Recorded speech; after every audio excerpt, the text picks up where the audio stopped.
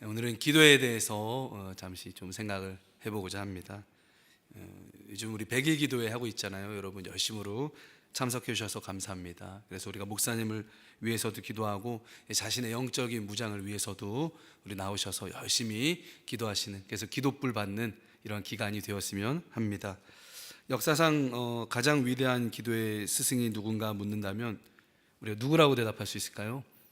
예수님이죠. 왜냐하면 예수님은 기도의 창시자가 되시기 때문입니다. 그런데 신기한 일은요, 예수님도 기도를 하신다는 사실이에요. 그리고 성령님도 기도를 하십니다. 말할 수 없는 탄식으로 우리 속에서 우리를 위해서 기도하시는 분이 누구죠? 성령님이죠. 또 예수님도 하나님 보좌 우편에서 우리를 위하여 중보하신다고 성경이 이야기하고 있습니다. 그럼 기도는 누가 받으실까요? 기도를 받으시는 분은요, 1차적으로는 성부 아버지 하나님이십니다. 그런데 여러분, 이런 질문이 떠오르죠? 그러면 성자 예수님께, 성령 하나님께는 기도할 수 없습니까? 이 질문에 초대교회에서 토론이 있었고요, 초대교회 공회에서는 성자와 성령께서도 기도를 받으시는 대상이 된다, 이렇게 결론을 내렸습니다. 왜냐하면 삼위일체 하나님이시잖아요. 성부, 성자, 성령 하나님이시기 때문에. 하지만 기도의 스탠다드 정석은요, 잘 들으십시오. 성령 안에서 성자 예수님의 이름으로 성부 하나님께 기도하는 겁니다. 이게 기도의 정석입니다. 모든 기도는 성령 안에서 기도하는 거예요. 내가 하는 것 같지만, 내 생각으로 하는 것 같지만 내 입술을 열게 해주시고 내가 기도하게 해주신 분 성령 하나님인 줄 믿으시기를 바랍니다. 우리가 성령 안에서 기도할 때 누구 이름으로 기도합니까?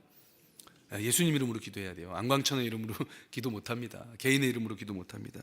예수님의 이름으로 기도해야 됩니다. 성부 하나님 아버지께. 이게 기도의 정석이라고 할 수가 있습니다.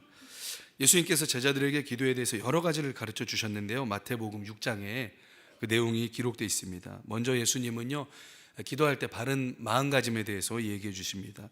5절 보면요, 오늘 읽진 않았지만 사람에게 보이려고 기도하지 말아라, 이렇게 말씀하세요. 당시 경건하다고 자부하는 사람들이요, 사람들이 많이 지나다니는 큰 거리 모퉁이에서 기도를 했던 것 같습니다. 그리고 회당, 사람들이 회당에 이제 많이 모이잖아요. 회당 어귀에 서갖고 아주 큰 소리로 쩌렁쩌렁하게 일어서서 기도를 했던 것 같습니다. 그런데 예수님께서는 그 사람들을 이제 보시면서 어떻게 평가하십니까? 그 장소에 서서 그렇게 기도한 이유는 사람한테 보이려고 그렇게 기도하는 거다, 이렇게 5절에 나와 있어요. 그래서 기도는 기본적으로 하나님께 드리는 겁니다. 그러므로 어디서 기도를 우리가 하든지 다 들으시는 하나님께 은밀하게 기도해라. 그래서 골방에서 기도해라, 이렇게 말씀을 하셨어요. 저 밑에 정빈 기도실 가면 우리 골방 있습니다. 꼭 골방에서 우리가 기도하라는 의미보다는요, 하나님께 기도하라는 거죠. 사람한테 보이려고 기도하는 게 아니고 기도는 하나님께 드리는 것이다, 이렇게 알려주신 것입니다. 또 예수님은 7절에서 중언부언하지 말아라 말씀하십니다. 중언부언은요, 이 같은 말을 계속 되풀이하는 걸 뜻합니다. 그래서 이 말씀은 어떻게 우리가 묵상할 수 있습니까? 기도할 때 마치 무슨 기계적으로 주문 외우듯이 기도를 하지 말아라, 이런 거죠. 우리 남녀호랑교라는 교가 있는데 거기는 계속해서 똑같은 말을 반복해서 주문을 외웁니다. 불교에서도 연부를 외죠. 그래서 주문같이 같은 말을 계속 되풀이하면은 그게 무슨 효력이 있는 것처럼 생각을 하는 그런 이제 종교죠. 그런데 하나님은 그런 하나님이 아니라는 거예요. 인격적이신 하나님. 그래서 주문을 외운다고 기계적으로 소원을 성취해주는 그런 하나님이 아니시라는 거예요. 하나님은 인격적이시기 때문에 우리가 기도할 때 인격적인 하나님께 기도를 올려야 된다는 그러한 예수님의 가르침이 있는 것이죠. 근데 이런 가르침을 주시면서 예수님께서 실제 기도문을 아예 제자들에게 주십니다. 기도의 내용과 기도의 순서와 기도의 신학이 담겨있는 기준이 되는 기도문을 아예 제자들에게 알려주신 것이죠. 그게 바로 어떤 기도문이에요? 주기도문이죠. 우리가 매 예배 때마다 우리가 기도로 드리는 기도문입니다. 예수님이 알려주신 역사상 가장 위대한 기도문이라고 할 수 있습니다. 그래서 주기도문 안에서 우리가 기도할 때 우리 기도가 바른 방향으로 향할 수 있고 또 바른 내용으로 우리가 기도할 수 있습니다. 이 내용이 너무 방대해서요, 다는 못 알아봅니다. 그래서 오늘은 주기도문에서 말씀하신 것 중에서 9절 한 절만 알아보겠습니다. 9절이요. 주기도문은요 구조가 십계명이랑 비슷합니다. 십계명도 전반부 후반부로 나뉘어져 있습니다. 그래서 1에서 4계명은 하나님을 향해서 지켜야 되는 계명이고 5에서 10계명은 사람을 향해서 지켜야 되는 계명입니다. 그래서 10계명을 둘로 압축하면 하나님 사랑, 이웃 사랑이죠. 주기도문도 이와 같습니다. 전반부와 후반부로 되어 있어요. 전반부는 하나님을 향한 기도입니다. 하나님의 영광을 위해 드리는 기도, 하나님의 나라를 위해 임하시기 위해서 드리는 기도죠. 후반부는 우리 자신을 위해 드리는 기도예요. 우리의 필요와 관계, 보호와 안전, 또 악에서 구하소서, 이러한 기도를 드린다고 할 수 있습니다. 주기도문의 마지막 부분은요 송영입니다. 나라와 권세와 영광이 영원히 아버지의 것입니다. 이 부분은 송영, 찬미, 찬가라고 할 수가 있죠. 그래서 오늘 우리가 알아볼 건 이제 9절이죠. 먼저 예수님은요 주기도문을 시작할 때 부름말을 가르쳐 주세요. 부름말. 기도의 대상, 기도를 받으시는 분을 부르라는 거죠. 그게 뭡니까? 하늘에 계신 우리 아버지요. 우리 한번 해볼까요? 하늘에 계신 우리 아버지요. 기도할 때 누구한테 기도하는지를 알고 기도하라, 이런 말씀이에요. 하나님께 기도하는 거예요. 하나님 아버지께 기도한다, 알고 기도하라는 거죠. 우리는 기도할 때요 내 문제나 내 필요를 먼저 생각하면서 거기서부터 기도를 출발하는 경향이 많이 있습니다. 하나님 나 이게 필요하고요, 하나님 나 이게 급합니다. 우리 기도를 이렇게 시작하잖아요. 근데 예수님은 기도의 순서가 그게 아니라고 말씀을 해주시는 겁니다. 기도를 시작할 때는요 내 자신은 잠깐 내려놓고 기도를 들으시는 하나님께 집중해라, 하나님으로부터 기도를 시작하라, 예수님이 알려주신 것이죠. 그래서 여러분 기도하실 때요 나보다, 내 문제보다, 내 요청보다 먼저 하나님, 기도를 들으시는 나의 아버지가 되시는 하나님을 묵상하시면서 기도를 시작하시기를 바라겠습니다. 우리 관점이요 너무 우리에게 붙들려 있어요. 물론 우리가 인생을 사니까 그럴 수밖에 없죠. 그렇지만 우리가 기도를 시작할 때만이라도 눈을 들어서 나의 기도를 들으시는 하늘에 계신 우리 아버지 하나님을 바라봐야 됩니다. 그 하나님으로부터 우리의 기도가 시작돼야 된다는 거예요. 그럼 예수님이 말씀하신 기도의 대상이 누굽니까? 우리의 아버지죠. 그래서 예수님 알려주신 하나님은요 아빠 아버지입니다. 아빠 아버지. 한번 해볼까요? 아빠예요. 아빠. 제자들에게 주기도문 알려주신 언어가 아람어인데요, 아람어에서 아버지는 아바입니다. 아바. 예수님 그래서 성경에 아바 아버지라고 했잖아요. 아바 아버지. 이 아바가 한국말이랑 비슷해요. 어린아이들이 왜 아버지를 부를 때 아빠 아빠 하잖아요. 이 아바라는 아람어가 아빠입니다. 아빠. 한국말로 아빠. 그러니까 기도할 때 예수님 뭐라고 알려주신 거예요? 아빠라고 부르는 거예요. 기도할 때 하나님 아빠, 하늘에 있는 아빠, 이렇게 친근하게 하나님을 부르면서 기도하라는 겁니다. 구약시대 유대인들은요 하나님 이름이 너무나 거룩하시기 때문에 감히 하나님의 이름도 부르지 못했습니다. 좀 뒤에 살펴보겠지만 하나님 알려주신 이름이 여호와입니다. 그런데 그 이름이 너무나 거룩하고 어미했기 때문에 여호와라고 부르지 못했어요. 그래서 주님이라는 뜻의 아도나이라고 간접적으로 불렀습니다. 혹시나 하나님의 이름을 망령되이 일컬을까 봐 두려웠던 것이죠.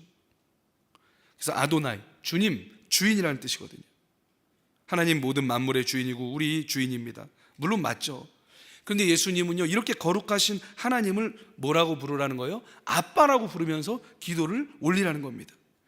예수님 이전에는요 감히 그 누구도 하나님을 아빠라고 부를 생각을 못했습니다. 하나님은 주인님이셨죠.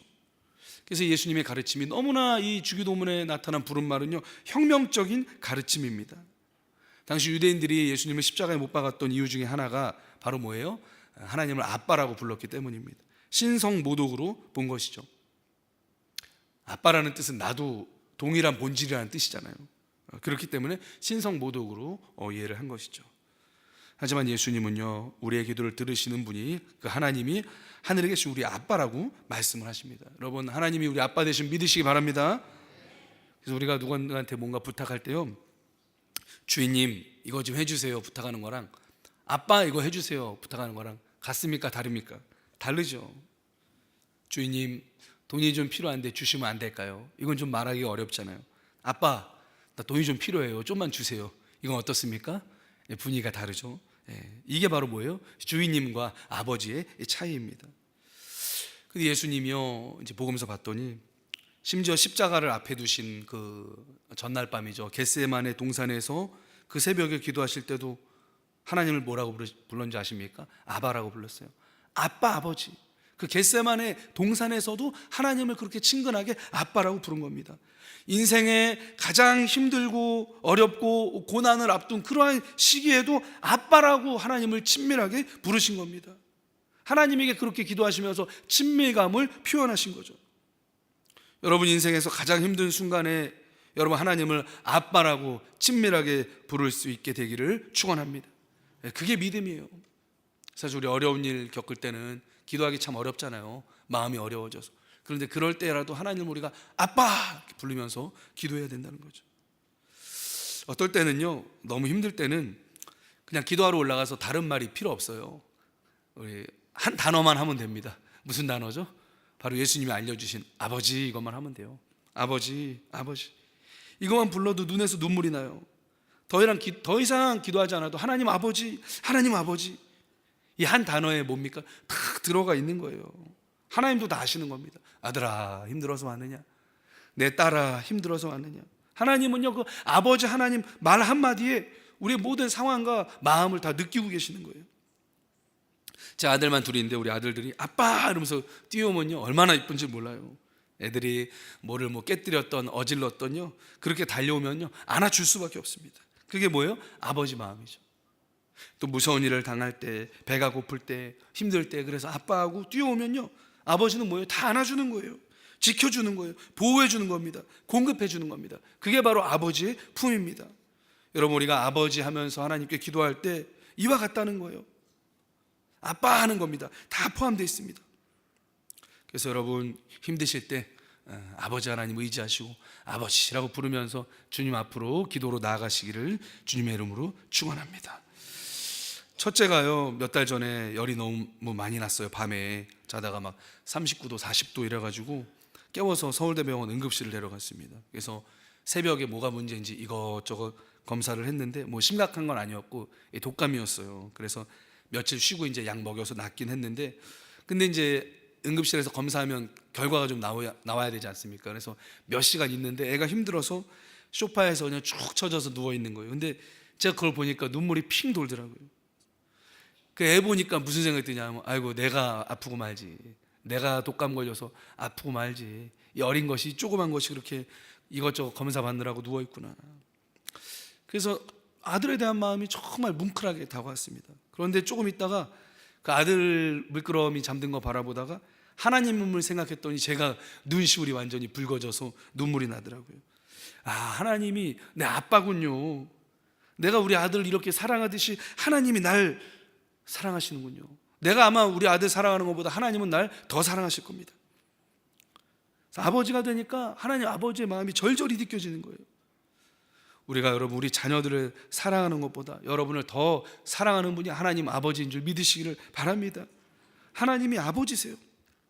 그래서 두려울 때, 염려가 있을 때, 인생 짐이 무거울 때, 또 몸이 아플 때 여러분 아버지 하고 기도하시기 바랍니다. 이게 기도의 시작입니다. 그래서 우리의 기도를 들어주시는 분은 아버지입니다. 한번 해볼까요? 하나님 아버지.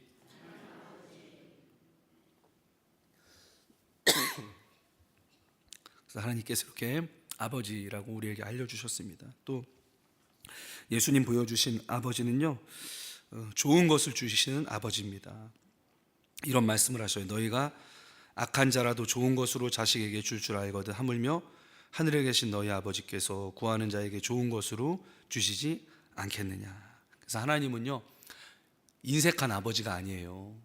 내 유산을 주기 싫어가지고 어떻게든 숨기고 은폐하는 그런 아버지가 아니고요, 하나님은 좋은 걸 주시는 아버지라는 거예요. 시편 103편 5절에 이렇게 하나님을 소개합니다. 좋은 곳으로 내 소원을 만족하게 하사 너의 청춘을 독수리같이 새롭게 하시는도다. 이게 아버지예요. 아버지 좋은 거 주시는 분입니다. 우리 아들들이 저에게 와서 우유 달라고 하면서 무릎 꿇고 간구한 적이 한 번도 없어요. 그냥 와서 당당하게 말합니다. 아빠 우유 주세요도 없어요. 그냥 우유, 막내는 그렇게 우유 딱 얘기합니다. 그러면 제가 따라서 줍니다. 그런데 제가 냉장고에서 우유를 꺼내줄 때 혹시 유통기한 지난 우유를 주겠습니까? 그렇지 않죠. 아이들에게는 가장 신선한 우유를 주겠죠. 그게 바로 아버지의 마음입니다. 우리 하나님 아버지도 마음이 같습니다. 우리가 뭔가 구할 때 하나님께서 우리에게 가장 좋은 것으로 주신다는 거예요. 이미 여러분 인생에 하나님께서 가장 좋은 것 주신 줄 믿으시길 바랍니다. 목사님, 저는 가장 좋은 거 안 받은 것 같아요. 저는 벤츠도 없고요, 타워 팰리스도 없어요. 이렇게 얘기하시는 분, 제가 가장 좋은 거 받았다는 것을 말씀드리겠습니다. 먼저는요, 우리가 예수님을 받았어요. 예수님이 가장 좋은 선물인 줄 여러분 믿습니다. 영접하는 자, 곧 그 이름을 믿는 자들에게는 하나님의 자녀가 되는 권세를 주셨으니. 그래서 하나님 자녀가 되는 길을요, 예수님을 통해서 열어주신 거예요. 세상에 하나님보다 가치 있는 존재가 없습니다. 그렇기 때문에 하나님과 우리를 자녀 관계 되도록 그렇게 이어주신 예수님이 가장 큰 선물이에요. 그래서 예수님 우리에게 주신 가장 큰 선물입니다. 또 누가 가장 큰 선물일까요? 성령님이 우리에게 주신 가장 큰 선물입니다. 너희가 악할지라도 좋은 것을 자식에게 줄 줄 알거든 하물며 너희 하늘아버지께서 구하는 자에게 성령을 주시지 않겠느냐. 우리가 성령님을 통해서 거듭나기 때문에요, 성령님이 가장 좋은 선물입니다. 죄로 인해 죽은 우리의 영이 성령님을 통해서 소생하는 거예요. 그래서 우리의 영이 소생하는 순간 하나님을 아버지라고 부르게 됩니다. 그래서 우리 안에서 하나님을 아버지라고 부르게 하시는 분, 바로 다름 아닌 성령님이에요. 바울은 이것을 우리가 아들의 영, 또 양자의 영을 받았다고 표현하는데, 아들의 영이라는 건요, 우리가 친자녀랑 똑같은 신분을 갖게 됐다는 거예요. 그러니까 예수님처럼 우리도 하나님의 자녀가 되어서 하나님의 유업을 받게 된다는 거예요. 양자의 영이라는 건요, 뭐냐면 상속권을 갖게 된다는 의미입니다. 이 성경 당시에 로마 귀족들은 전쟁터에서 아들들을 많이 잃어버렸나 봐요. 그래서 자녀가 없을 경우에는 뭡니까? 양자를 구해서 그 양자에게 법률적인 자격을 주고 자기의 모든 것을 상속했다고 합니다. 그러니까 이 양자라는 건요, 법적인 용어예요. 법률 용어예요. 법적으로 하나님의 자녀가 되었다는 권리, 상속권과 권세를 받게 되었다, 이러한 의미가 있는 용어입니다. 성령은 우리가 하나님의 상속자로서 하나님의 나라를 유업으로 받도록 우리에게 다 인쳐주시고 도장 찍어주시는 하나님의 영인 줄 믿으시기를 바랍니다. 그래서 성령이 가장 좋은 선물이 되시는 거예요. 또 주셨어요, 하나님이. 이제 누가 계시죠? 성부 하나님 그 자체가 우리에게 가장 좋은 선물이 되어주십니다. 하나님은요, 예수님을 통해서 우리 아버지가 되어주셨어요. 가장 최고의 가치는 하나님 아버지예요. 그래서 하나님을 소유한 사람은요, 다 소유한 사람입니다. 하나님께서 그 하나님 자신을 우리에게 주셨다는 거죠. 그래서 탕자의 비유는요, 이 아버지가 어떤 아버지인지 얘기해줘요. 아버지는요, 풍족한 아버지예요. 우리가 우리 죄로 인해서 우리 인생을 다 탕진했어도 여러분, 하나님 아버지 품으로 가면 넘치도록 회복시켜 주시고 채우시는 줄 믿으시기를 바랍니다. 우리가 이전의 삶이 어떻게 힘들었고 어떻게 망가졌든지 상관없습니다. 이 탕자가 아버지 집으로 돌아왔을 때 그의 지위도 회복됐고요, 재산도 회복됐습니다. 우리의 모든 인생 주님 품으로 돌아갈 때 넘치도록 회복시켜 주신 믿으시기를 바랍니다. 그런 아버지가 되시는 거예요. 아버지는요, 국률이 풍성하십니다. 탕자 비유에서요, 아버지는 아들이 오는 모습을 보면서 어떻게 합니까? 너 어디서 이렇게 재산을 다 탕진하고 왔냐? 넌 이제부터 우리 집 하인이나 해라, 이렇게 하지 않죠. 아직도 멀리 있는데 달려가서 목을 끌어안고 잘 왔다 내 아들아, 잘 왔다 내 아들아, 이렇게 기다리시는 아버지라는 거예요. 우리 하나님 아버지가 이와 같습니다. 여러분, 혹시 죄를 지을 수도 있어요. 여러분, 회개하고 주님 품으로 돌아가시기를 바랍니다. 그럼 하나님은 언제나 이렇게 안아주시는 거예요. 그 아버지는요, 가장 좋은 걸 예비하고 우리를 기다립니다. 탕자가 감히 아빠라고 부르지 못하잖아요. 그런데 아버지는 뭐예요? 아들에게 가락지를 끼워줘요. 신을 신겨줘요. 가락지는 뭐예요? 그 가문의 인장반지예요. 내 아들이라는 표시예요. 내 가문의 후계자라는 표시입니다. 지위와 신분을 회복시켜 주시는 거예요.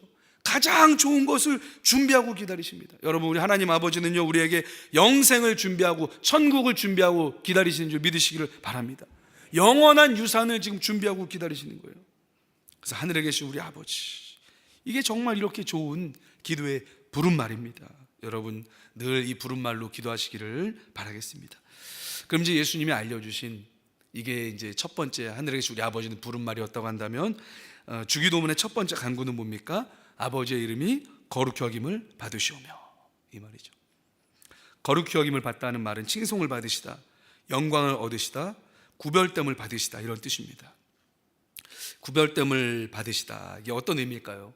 여러분, 호텔에는요 저마다 구별됨이 있습니다. 등급에 따라 나뉘어지죠. 그래서 좋은 호텔은 4성급이고 최고로 더 좋은 호텔은 뭐예요? 5성급입니다. 저 두바이에 가면 6성 호텔도 있다고 그래요. 그래서 이 호텔들은 등급이 다른 호텔이에요. 하나님의 이름은요 다른 어떤 존재와도 등급이 다르게 칭송받아야 되는 이름이라는 거예요. 등급이 다르게 구분되셔야 되는 이름이라는 겁니다. 이게 바로 그 하나님의 이름이 거룩히 여기심을 받는다는 의미입니다. 그래서 우리 그리스도인들이 기도해야 될 가장 첫 번째 기도의 제목은 하나님의 이름에 영광을 돌리는 것인 줄 믿으시기를 바랍니다. 내 피로도 우리가 알아야 되고요, 내 당면한 문제들도 하나님께 기도해야 되지만 가장 먼저 뭐예요? 하나님의 이름이 영광을 얻으소서, 이렇게 우리가 기도해야 된다는 거죠.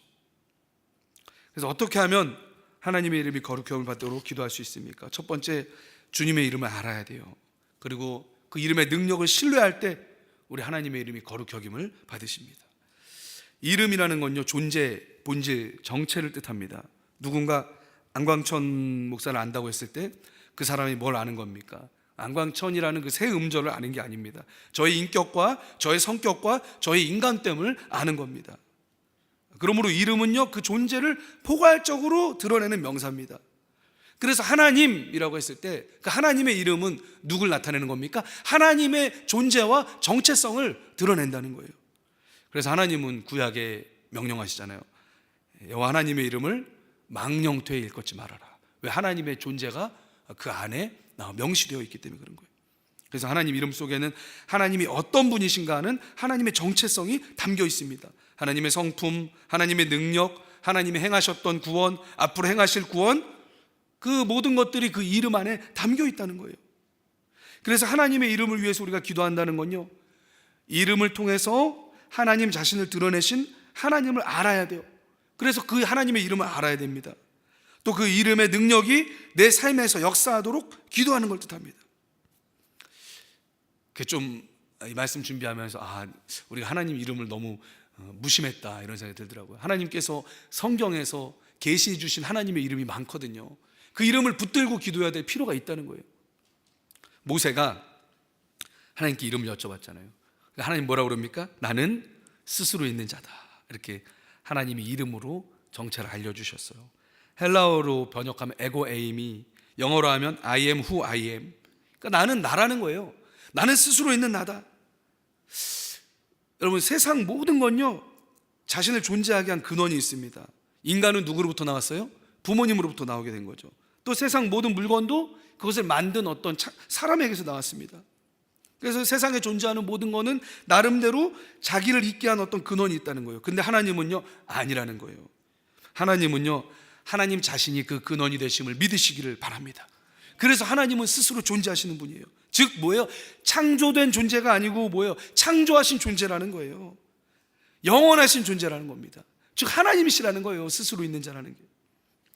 히브리어로 이 하나님의 이름을 여호와 또는 야훼 이렇게 발음을 합니다. 근데 이 발음은 사실 정확한 발음이 아니에요. 이 정확한 발음은 아무도 모릅니다. 왜냐하면 유대인들이 그 하나님의 이름이 너무나도 영광스럽기 때문에 함부로 발음을 하지 않기 위해서 그 이름 원래 그 오리지널한 발음에 아도나이의 그 원래 자음이거든요. 그 자음에 아도나이의 모음을 붙여갖고 여호와 또는 야훼라고 발음을 한 겁니다. 그래서 진짜 하나님 알려주신 발음은요 소실됐어요. 우리가 몰라요. 어찌됐든 이 여호와의 이름에서 하나님을 나타내 주신 하나님은 스스로 계신 하나님, 창조주 하나님, 영원한 하나님의 존재라는 거죠. 우리가 이러한 하나님의 이름을 통해서 하나님 깨달을 때 어떤 기도를 드릴 수 있습니까? 예를 들어 보겠습니다. 창조주가 되시는 하나님, 그 창조의 능력으로 오늘도 나의 삶을 새롭게 창조하여 주옵소서. 세상 모든 사람들이 세상의 창조주이신 하나님을 바라보게 하옵소서. 이렇게 하나님의 이름으로 기도를 드릴 수가 있다는 거예요. 이렇게 기도할 때 하나님 영광을 받으신다는 겁니다. 하나님께서 그래서 구약 성경을 통해서요 이 여호와의 이름과 결합된 많은 이름들을 말씀해 주셨습니다. 그래서 하나님이 어떤 하나님인가를 우리에게 보여주셨어요. 이것들이 우리들이 붙들고 기도해야 될 하나님의 성품인 거죠. 우리 화면 한번 띄워주시겠습니까? PPT 좀 띄워주세요, 방송실. 네, 하나님 이름이죠. 넘겨주세요. 보이시죠? 여호와 스스로 있는 자죠. 제가 여호와 이레 하면 한번 준비해 주시는 여호와 이렇게 읽어보겠습니다. 시작. 여호와 이레, 준비해 주시는 여호와, 여호와 라파, 치료의 여호와, 여호와 니시, 승리의 깃발 되시는 여호와. 또 넘겨주세요.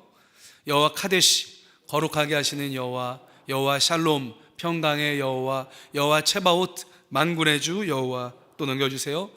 여호와 로이, 목자가 되시는 여호와, 여호와 멜렉, 왕이신 여호와, 여호와 치드켓, 우리의 의가 되시는 여호와.